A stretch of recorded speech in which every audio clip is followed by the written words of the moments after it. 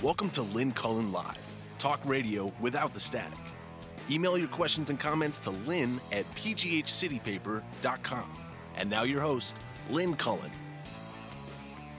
Yeah. How you doing? Welcome to the, whatever this is, the program. So, in my ongoing effort to not jump when you know who says jump, to not look over there when he says look over there, you know, how often can you play that game, right? So I'm trying to do what my supposed betters in the DC Beltway Mediaverse sphere are doing, which is jumping when he says jump and following the shiny object du jour. So if I'm disappointing some of you by for instance, not talking about the latest outrage, I'm sorry about that, but I am really trying mightily not to do so. I think overall it is what I should do. Regain my own sense of sovereignty over my own mind and my own sense of what is important. Certainly, if you miss the outrage du jour chatter, that's available to you 24/7, as you well know. And I'll be sad to see you go if you need it constantly, but I'm really, really, really going to try. Doesn't mean I'm not going to talk about them. It just means I'm going to try to pull away a little bit. And it's difficult. I mean, I couldn't sleep last night. So, I mean, there's still that. I couldn't sleep last night. So I found myself looking at like 2 a.m. I was looking on my computer at different kinds of information than I would normally access, looking for stuff. And I found nothing. It's like things I think we used to cover, we don't anymore. It's just not being covered. Today in the Washington Post online, literally, I think the first 20 or so items that popped on my screen were Trump-related. From actual news to opinion to all of that. And I'm sorry. Not, I don't think it's wise. So I'm saying all this because actually I feel like I've got slim pickings today because it's really hard. I'm going to do my best, though, and I want to start with things that I'm not even sure where they lead, but things that piqued some curiosity and or interest on my part. And one is, in fact, a opinion piece that was in the Washington Post that skirts you know who, but is based on well, let me just stop characterizing it and just say it. Jesus. This is about Sacha Baron Cohen's latest program, Who is America? Now, that Sacha Baron Cohen is a genius, I think, at disguise and impersonation goes without saying. He can create characters, live in them. They can be absurdly, hugely drawn, and yet when he interacts with people seem to accept him as legitimate. And I'm assuming, because I know you to be such a well-read crowd, that you know of this show, that you've read some things about it, how some of the people popping up this year are Dick Cheney and Sarah Palin. And one of you sent me a clip. This is the clip of a number of Republican congressmen absolutely signing on and endorsing a program that Sacha Baron Cohen is selling them about arming kindergartners. Now, I want to say this. I've read so much about this stuff that I haven't watched, because I know myself better now, and I know I don't have the stomach for it. I think I've told you that I don't seek out those shows that used to make me laugh like I used to. I don't watch Samantha Bee. I don't watch Colbert, because I can't laugh anymore. I can laugh. I'm still capable of laughter, but I cannot laugh about what is happening to us. And I cannot laugh. I'm afraid I'm coldly serious about what is happening.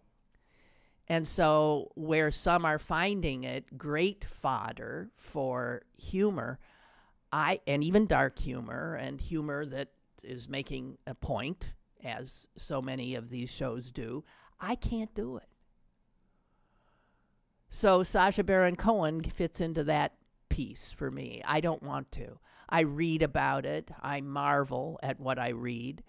One video did get to me on Twitter of this I think Georgia representative falling for Cohen's representation as an Israeli terrorist expert, telling this idiot how he would fight, how to fight terrorists.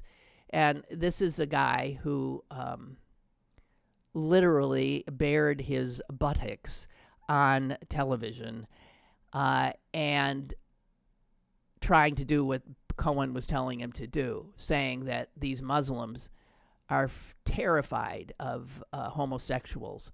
So if you come at them with your buttocks and trying to touch them with your buttocks,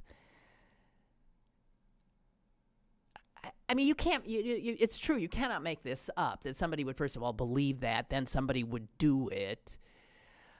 So I saw some of that. I don't find it funny. I find it depressing as hell. I'm still capable of some level of astonishment at how stupid and gullible people in positions of leadership, elected officials, can be. And I don't find that funny. I find it discomforting. I find it frightening. I don't laugh when I'm scared. So there was...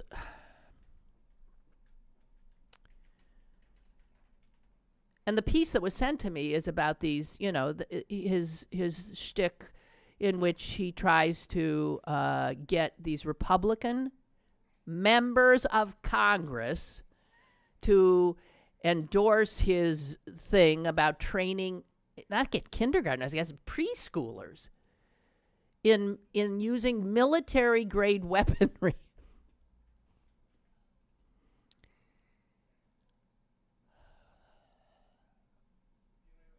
And he gets Dana Rohrabacher, who is as frightening a person as exists in the Congress of the United States. This is the guy who I think will be, before it's over, found to be a Soviet agent, actually. He gets Dana Rohrabacher and Joe Wilson of South Carolina and Joe Walsh of Illinois, although I don't think he's in the Congress anymore, to endorse this program about arming and teaching preschoolers how to use military-grade weapons. And he even gets Joe Walsh, and I'm reading this from this column in the Post, he even gets Joe Walsh to look straight into the camera as his endorsement and say this: in less than a month, a first grader can become a first grenader.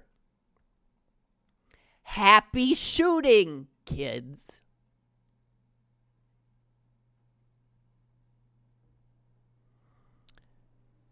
Now, famously, he also gets Dick Cheney to autograph a waterboarding kit. This was our vice president.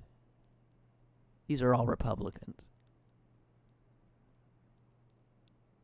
And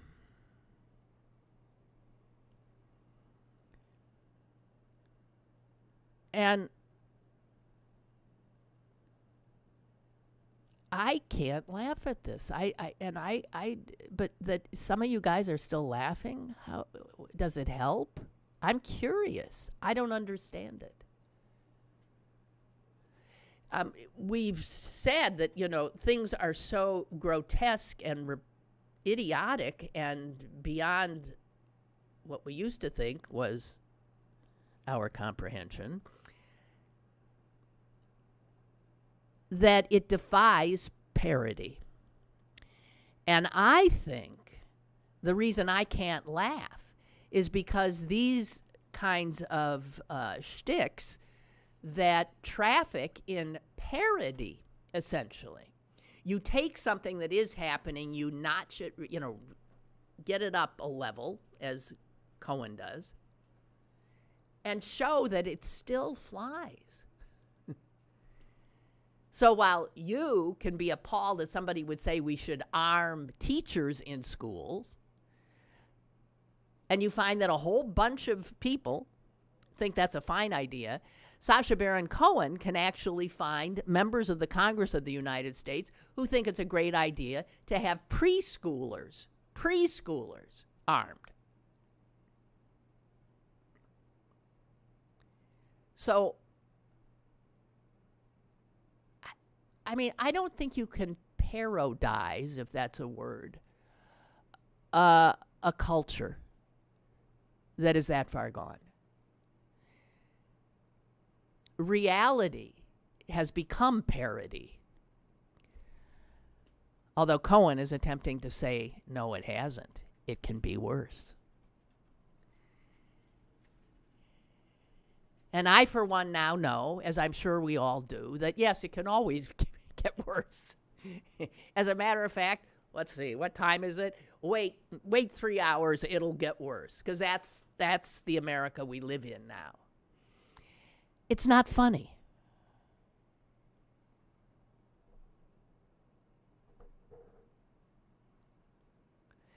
And the column in the Washington Post that I read at 2 a.m. this morning, because I can't sleep, because it's not funny.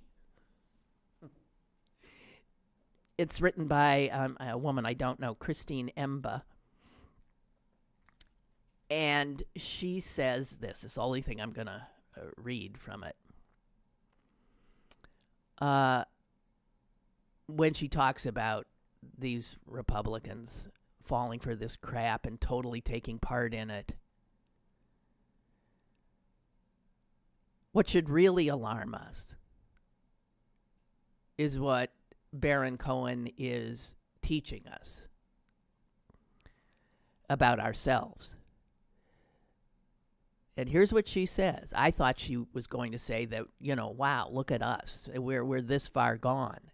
No, that's not what she's saying. She's saying he's teaching us that this sort of behavior, in other words, all of the shenanigans he gets people to do, he's teaching us that this sort of behavior bothers us, but is also expected, that we are uncomfortable with the direction in which our country is headed, but we also feel that it's too far gone for us to do more than laugh, shrug, and sigh. That in essence we've given up. Who is America, which is his show, is an ugly catalog of disappointments. And we know all about them. But we have decided that there is nothing to be done. Just laugh. Now, you might say that's not true. I can laugh and I can be aware of the seriousness of it because I have to laugh or I'll go mad. I get that too. But I am just saying, I'm agreeing with her. I can't laugh. I can't watch this stuff.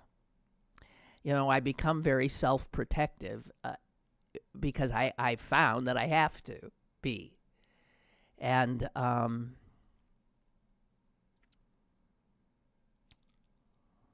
sorry. I mean, I do think he is a satirical genius and parodist. But I don't think the coarsening and terrifying plunge of our culture is funny. Not anymore. Because I think we've all found out how pervasive this rot is.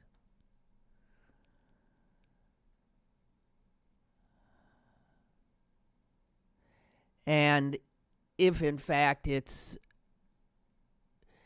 I mean, I don't know how, I mean, is he telling us anything we don't already know? Not really. Because it's getting very hard to shock any of us anymore, right? And granted, he's managing a bit, I guess. The Georgia representatives would do the crazed stuff that he gets this guy to do, who, by the way, has resigned since then. Since becoming a national laughingstock, he has tendered his resignation to the Georgia House.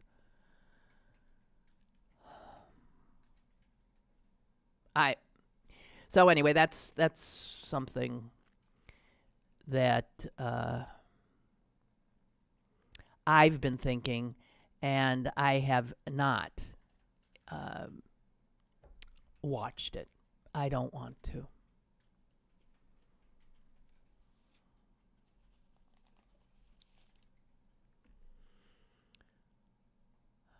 On a happier vein, a little bit, you may have heard that Scott Wagner, does that name ring a bell?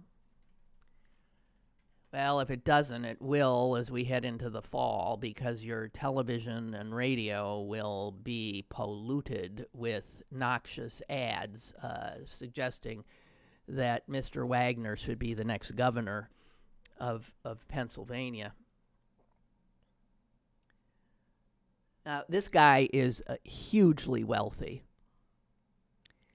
and he taking the same path as his president, has refused to do what all gubernatorial candidates in Pennsylvania have done for decades and decades and decades, and that is to release his tax return.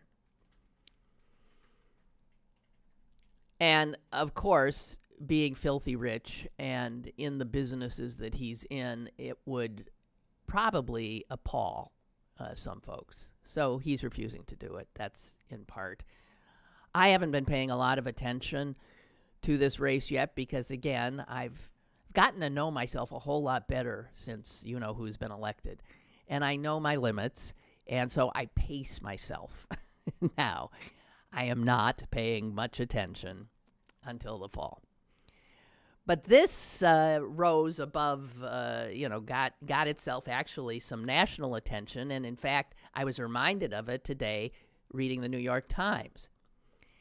And it's about a young girl, or young woman, I suppose I should say. I guess she's 18.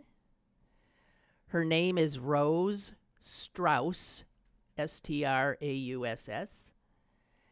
And Rose Strauss is a college student and a Pennsylvania native. And she recently went to one of Scott Wagner's town halls.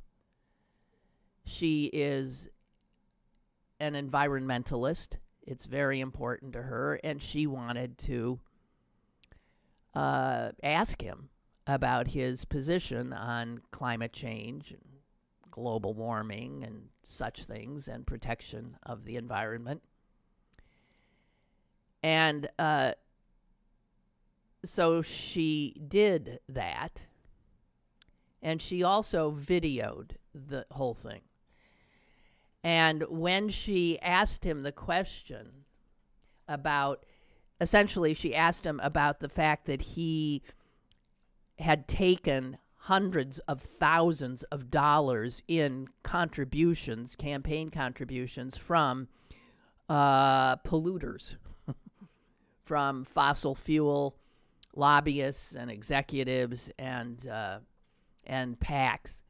And she stated that and then said how, blah, blah, blah, blah, blah, blah, blah, this and that, yada, yada, yada. And his response to her was just totally dismissive. He essentially just said to her, well, this is the quote, "Look, you sweet child." He didn't say that, but that was the tone. "You're young and naive." And that was his response to her very legitimate question. She, being a smart young cookie in this day and age, put that up on the internet and it went viral. #young and naive. And the New York Times says in its headline, "Young and naive activist strikes back," and says that in fact she's inspired a movement. #young and naive. Sure to be used to rally all those other young and naive people who are often said to be indifferent to voting, to register, and to vote. And she was interviewed by the New York Times. And I just want to say that we could learn, us old, tired people, we could learn from these young and naive people who might, in 50, 60 years be old and tired themselves. And I just want to share with you a few things that she said, Rose. She, by the way, is majoring in environmental science at University of California in Santa Barbara. She says, "There are moments when I feel frustrated and defeated every single day. But for me, it's about channeling the frustration into taking action on the things I care about." I think, again, there's so much wisdom in these young people today. And we need to open up our heads and our hearts and listen to them and use them as models. And she says when she gets frustrated, "I think about the things I care about.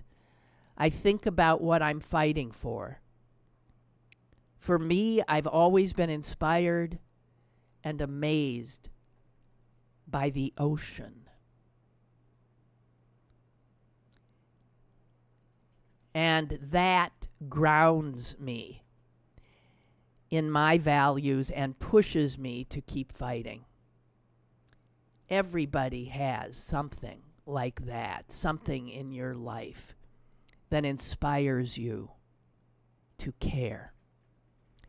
And that, she is saying, is what we have to remind ourselves when, on a daily basis, you feel that sense of defeat and frustration and hopelessness.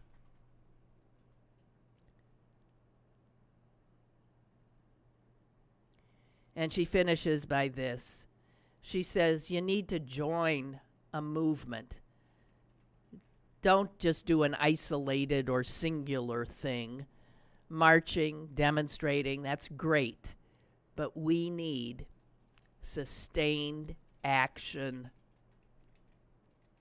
to really turn the tide. And she is right. So, Rose Strauss, God bless her, young and naive. And Scott Wagner might well rue the day that he said that to her.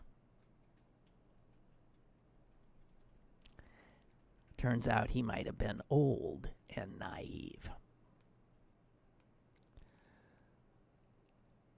Little Tony says about Sacha Baron Cohen, I can't watch that guy for a different reason. He makes my skin crawl. He's just one of those people I can't stand. I'm not saying he's not talented. What's funny is how gullible can these people are to fall for this stuff. Yeah, I understand. He's not for everybody, that's for sure. Not particularly for me either, but I do acknowledge his brilliance because he is. I mean, whether you like what he does with it or not. Okay, I got 2 animal stories for you because what's better? The greatest one, and I don't know if you can see this picture. It's a black and white photo. Do I have it in the right place? Can you see? A duck. It's a black and white photo of a duck. And there are like 500 million ducklings behind her.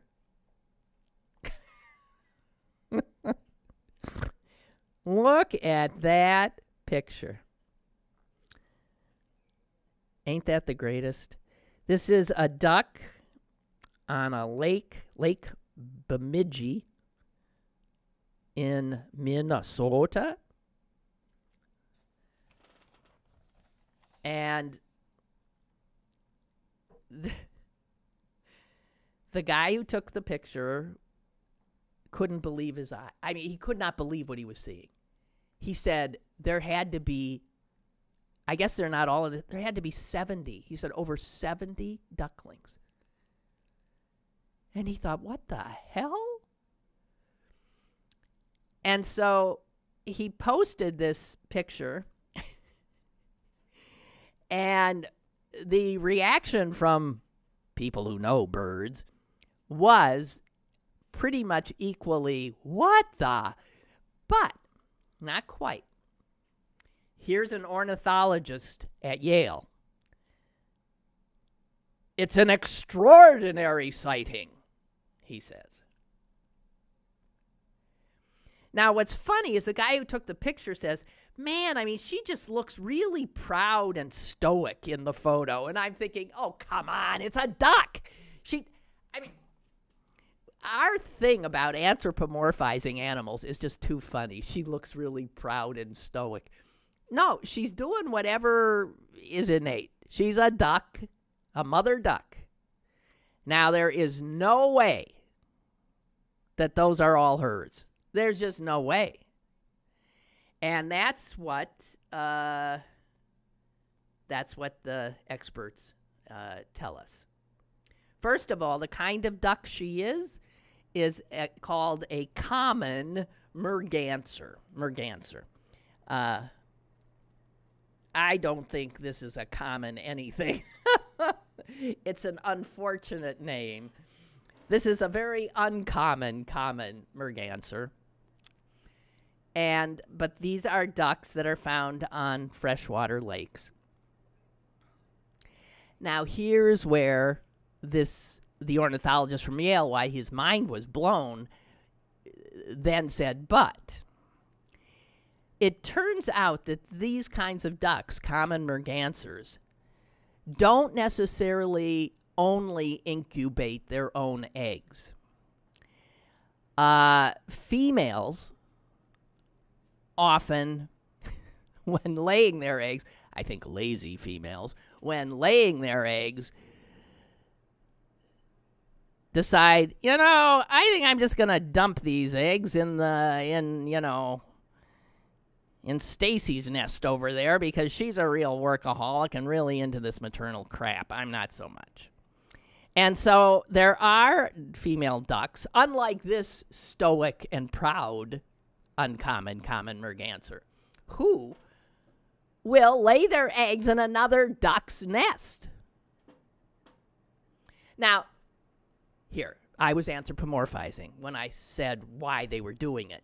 The reality is they do it to give, again, it's the survival instinct of their line.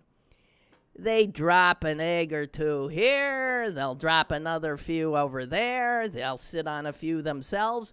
They're doing this to up the odds that some of their line will survive. That's the biological reason, not mine that, they want to go shopping and they decided Stacy could look after the kids. But there are also birds, ostriches being one, and these common mergansers who use a kind of a daycare system once the eggs are hatched. And there is a word for these daycare centers that these ducks and ostriches have, and they're called creches, like, the Christmas kind of creche. They're called creches. And in a creche, a bird creche, the females leave their ducklings in the care of one stoic, proud, uncommon, common merganser. And what are they doing? They go off and molt. They go off and molt, and they literally leave their babies in the care of a matriarch duck. That's the uncommon common merganser.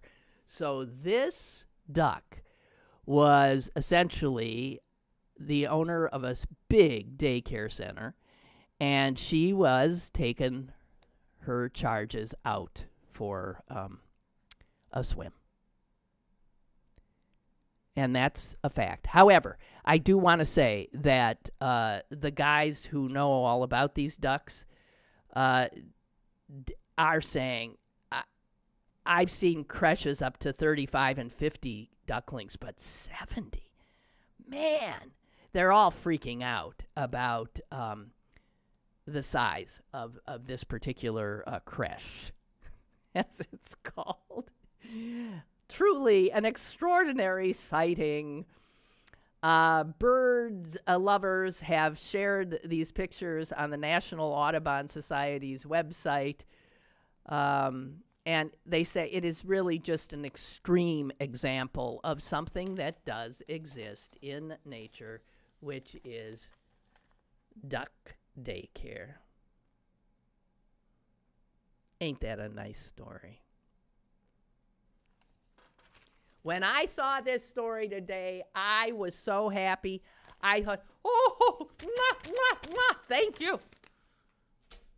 Boy, did I need that.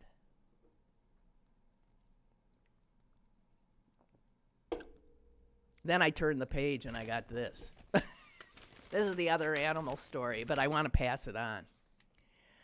I have had my share of animal companions. I love them. And I'm inching toward getting another dog. And I've never spent a lot of money on their food. And so I am one of those people who is just amazed at if you go to a pet store shop and you see a little can, this big, a little can of cat food that's like $2 or something. And oh man, the ingredients are, wild common mergansers or wild common merganser ducklings fed only on God knows. I mean, it is ridiculous what they in the ingredients. And I did. I spent a little time one day reading this stuff.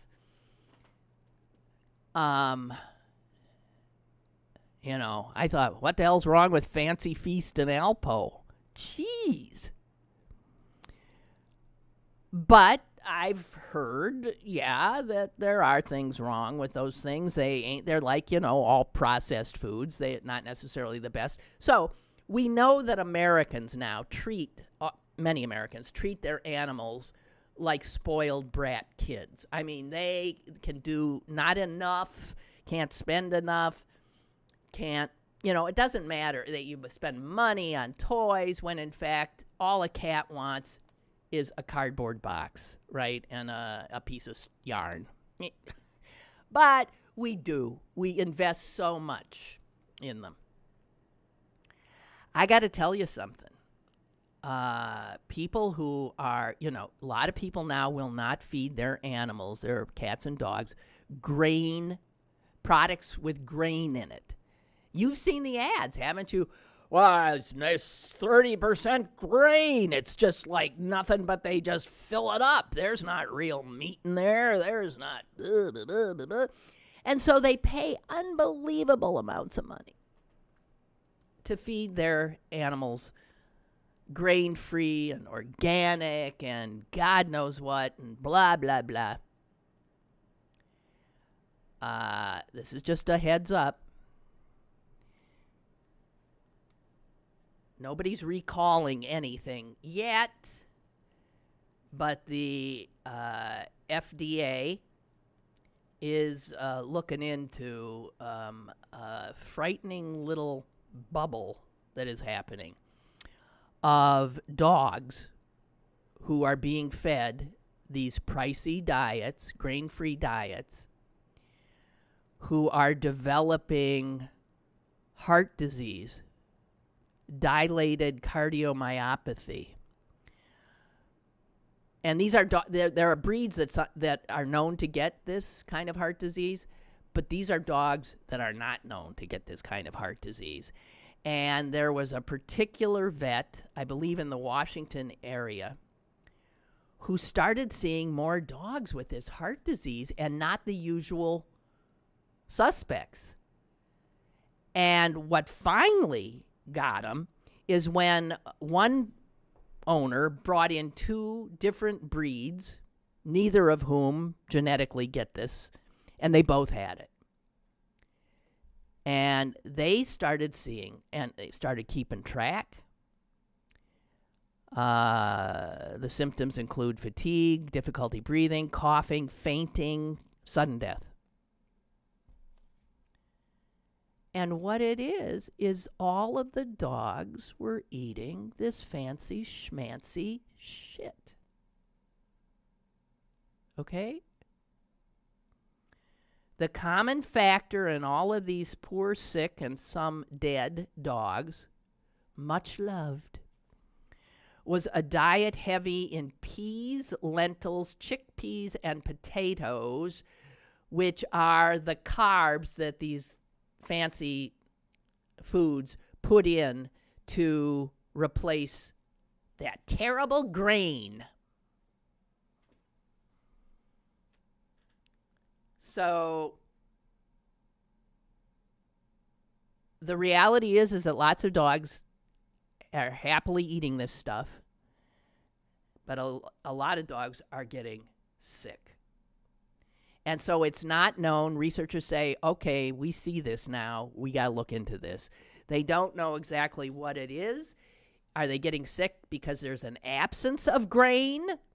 Are they getting sick because, in fact, dogs don't like chickpeas? I don't know. Isn't that it's not good for them?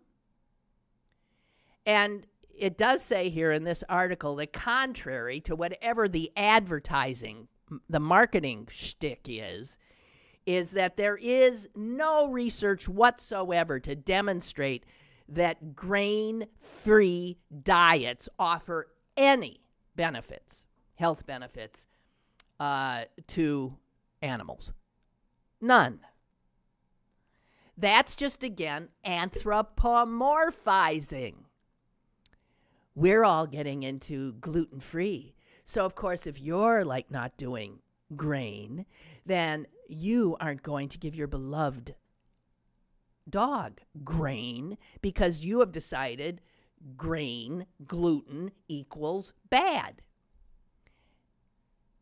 And what's good for humans dietarily is not necessarily good, but you know how they market this food to us. Dog owners, cat owners look at this and they see the ingredients and they say, in their head, they might not be consciously saying it, oh, that sounds good, right? Ooh, carrots, potatoes, and wild duck. In a savory sauce. I'm in that. And in fact, the article has a quote from a woman whose dog died. You look at the ingredients, peas, red lentils, green lentils. I mean, they were right near the top of the list. It looked like something I would eat. So I thought, well, that'll be all right. Just say it, okay? Stop anthropomorphizing. Do you know how many dogs for hundreds of millions of generations lived on scraps and whatever? Come on, guys. Jesus. And this idea that if it's expensive, it must be better. Well, P.T. Barnum would say, right? If it's expensive, it doesn't necessarily mean it's better. It's a marketing gimmick. Because you, the consumer, say, oh my God, if it's that expensive, this must really be good. Not necessarily. Or good for. Not necessarily. Okay, my next thing is Michael Avenatti. Does he need any introduction? Okay. Stormy Daniels, lawyer, seen on television, I assume every night still. My sister's got a crush on him, and she's not alone. A lot of women have crushes on this guy. A lot of men think he's incredibly manly. He's tough as hell. He's smart as hell. He's a real operator, right? And he's thinking of running for president. Now, when I first heard that, I groaned, of course. The more I think about it, given the absurdity of our culture, and that includes our political culture, I got to tell you, if you did put somebody up against Donald Trump, I think Michael Avenatti would be exactly the guy, right? One-on-one with Donald Trump, because he is Trumpian in that he knows how to play the part. And he also is fearless.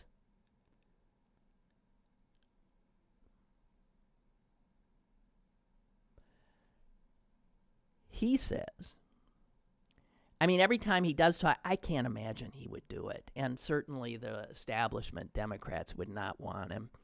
Who knows? I mean, he's coming out of nowhere. He is no different than Trump. And other than, but I'm talking about who can beat Trump at his game. And who do the cable folks and the cameras love and can't keep away from? Not Hillary Clinton. She wasn't any fun. Michael Avenatti is fun. He's fun, and he's tough. Only politically, he's liberal. So, I got to tell you, I don't know. I'm not completely saying absolutely not, but I got to tell you, he could be a monster like Trump if he were to win. I don't know. He certainly has an ego. Of course, anybody who thinks they could be the president of the United States, oh yeah, I can do that, has an ego, without a doubt. But I'm just saying, let's keep an eye on that. Okay? He has signed up to be a speaker at one of these early Iowa things. It's called the Iowa Wingding. And Michael Avenatti is going to be there, and he'll bring the house down. And he'll show up a lot of other plodding, serious Democrats because he's a showman. And he's got that slightly sleazy aspect that Trump has. Which means what? I don't know. That Americans will love him. We seem to love sleaze. I'm just saying. I'm throwing it out there. Laura writes regarding pets and food. I always gave our dogs people food. People would tell me, dogs are not meant to eat people food. I was glad to hear you say dogs ate scraps long before they ate dog. Well, sure they did. Now, maybe they didn't live as long. I don't know. I mean, I remember the first time I told my mother I was having my cat's teeth cleaned and that the cat had to be anesthetized and that this would cost. So, I don't know. What did it cost? Almost $1,000 or something to get the. My mother just looked at me like, what the.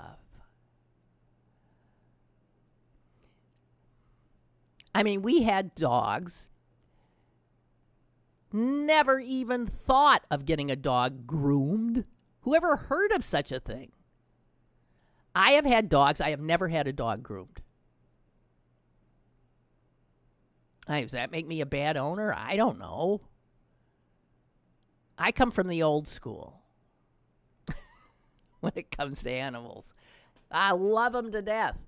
But I do understand they are animals. And I don't think we do them any favors. And you see how fat they all are, right? You guys, you're making them obese, just like all of us. And that kills them. You can kill them with kindness. Barbara sent another animal story.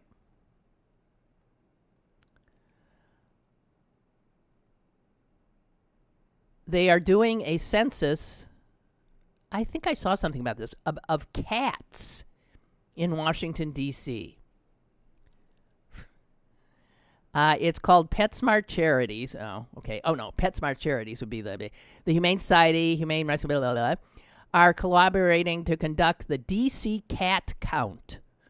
The project, which is expected to take 3 years and cost $1.5 million, wants to count every cat in Washington, including indoor pets as well as feral and shelter animals. The cat count, launched last week, will use 60 camera traps, many aided by infrared sensors, to track and record the movements of outdoor cats. Meanwhile, an app is in development for Washington residents to snap photos of cats they see while out and about. While it may seem odd to account for the presence of every cat in the city instead of just the unowned outdoors cats, the Cat Count website argues that the entire population is actually an interconnected and dynamic network comprised of unowned cats living outdoors, owned cats that may live either indoors or outdoors, and shelter cats that often move into or out of the other. Okay, so that's it. I don't know. Fine. Count cats. Kathleen writes, "You just gave me a reason to smile and to hope. There is something about Michael Avenatti that I like." Yeah, we women are. We do go for him. I can't explain it. Maybe it's that he strikes me as a brave man with all his bluster, just saying. No, he's hot. I mean, we just got the hots for him. It's true. My sister's got it more than I do. I mean, not necessarily my type, because I see the sleaze thing more. But I love his brain, and I love his smarts, and I love his fearlessness. And inasmuch as he's all about self-promotion and self-aggrandizement, he in fact does good work.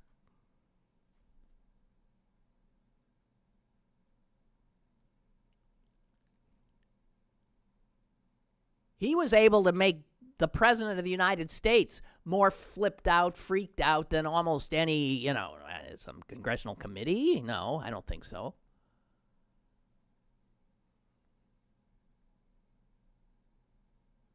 Speaking of Congress, see, one of the big stories today that I will not chase is this shiny object that these jerk Republican Congress people with their wanting to impeach Rod Rosenstein. It's just crap. It's carnival barker crap. Keep your eyes on the prize. I'm sure Michael would agree with me on that. Okay, what else we got here? One little item that I happened to see and found extraordinarily terrifying. I need to share with you. I'm sure you maybe saw it too or heard about it. Although, are totally, what's the word for obsessed, I guess. Our Trump-obsessed news media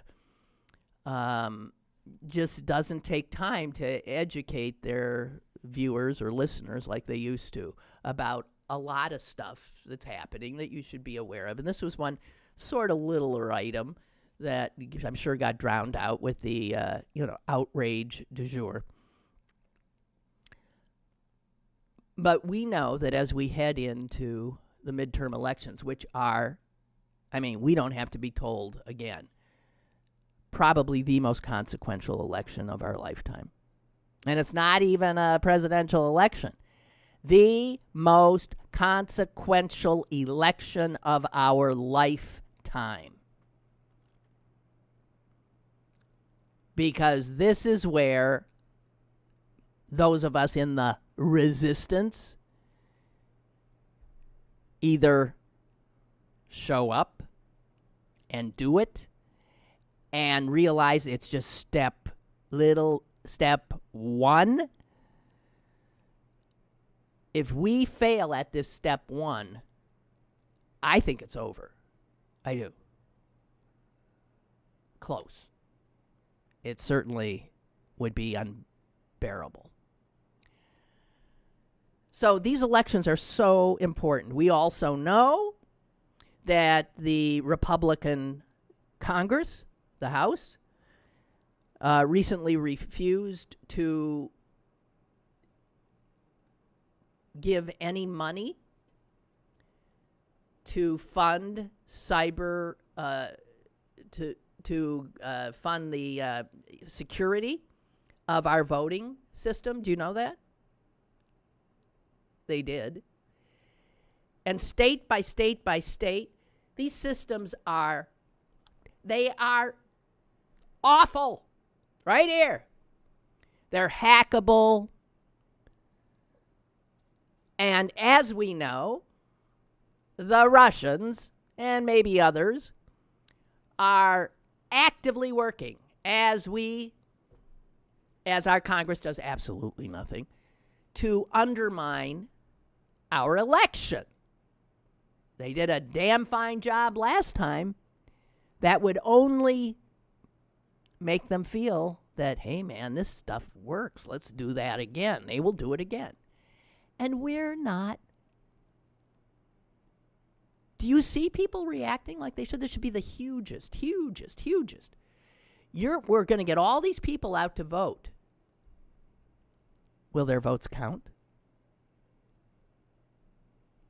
And another thing the Republicans are doing in a lot of states that they can do this, they're purging voters. So people are going to be showing up at the polls, assuming they're registered because they did register, and they're not going to be able to vote. Because there are states like Ohio, next door, that if you don't show up to vote in the last election, they'll pull you, and you're not registered anymore, which is so unconstitutional, I cannot believe it. But they do this, they target, in Republican states, they are targeting voters, Democrats, and they're pulling their registrations for whatever reason they can, if they can. And if it's a Republican-controlled state, their legislatures are making sure that they can legally do it. I just want to suggest that if you think you're registered, if you missed an election or two, and you're now fired up and you're going to vote again, you better check and see if you are, in fact, registered. Anyway, I say all this because the item I want to talk about is this little thing I found in the Wall Street Journal. Three of the top cybersecurity officials at the FBI are retiring. They're all gone. They would all agree that we are at a critical point facing unprecedented cyber threats.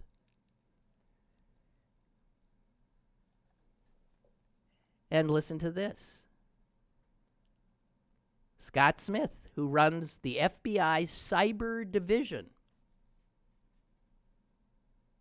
he's probably already gone. This is about a week old. Is leaving this month. The guy right under him, Howard Marshall, has already left a few weeks ago. David Resch, Executive Assistant Director of the FBI's Criminal Cyber Response Branch, is leaving. Carl Gaddis, Executive Assistant Director of the FBI's National Security Branch, is leaving. Why'd they say 3? That's 4, isn't it? These are the top guys for cybersecurity when we face this most consequential election, and we know we're under direct threat exactly in this realm. And all of these guys are leaving 5 months before the election, 4 months before the election. Will somebody please explain that to me? I'm serious.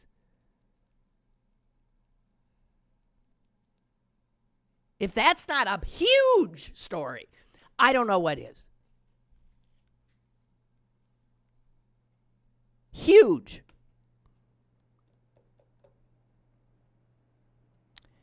Beth says, I called Rich Fitzgerald's office last week that's the Allegheny County executive, asking them to please take Allegheny County off the digital voting machines. That is what we definitely need to do. This is a measure locally we can do so there is no interference. We need to go back to paper ballots, guys. We need to go back to paper ballots.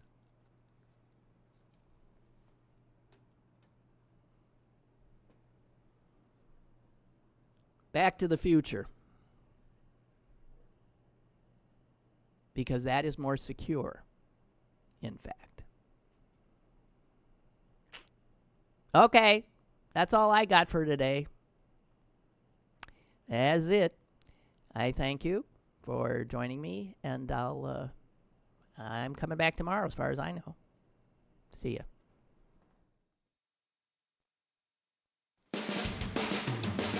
Lynn Cullen Live, Monday through Friday from 10 a.m. to 11 a.m. and archived at pghcitypaper.com. The opinions expressed on Lynn Cullen Live are those of the host and do not necessarily reflect the viewpoints of Pittsburgh City Paper or its advertisers.